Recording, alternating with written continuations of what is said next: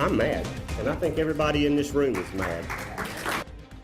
Duke Energy customers had plenty to say tonight about a proposed rate hike. People made their case before the Public Service Commission of South Carolina.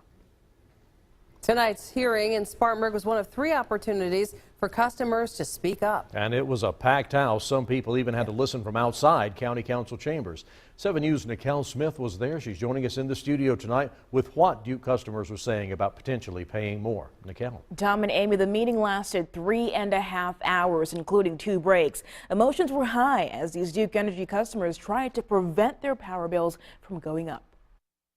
I take care of my mother. She's 74 years old. Personal stories filled the Spartanburg County Council chambers Tuesday about how a higher power bill can impact upstate residents. It's not right.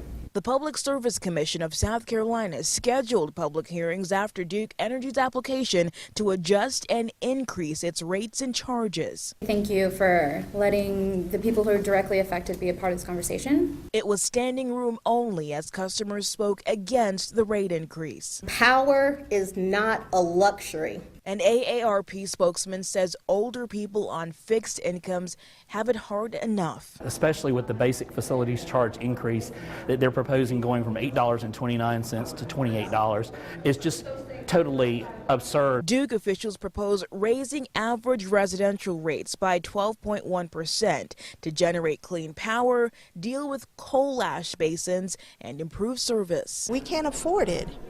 We can't. Some say it makes their energy-saving efforts less valuable. I got solar panels to reduce my power bill. People also talked about days-long power outages and suggested the utility could do cutbacks of its own, given its leaders salaries in the millions. This is an expensive piece of printing right here. Ultimately, the commission decides what customers will pay.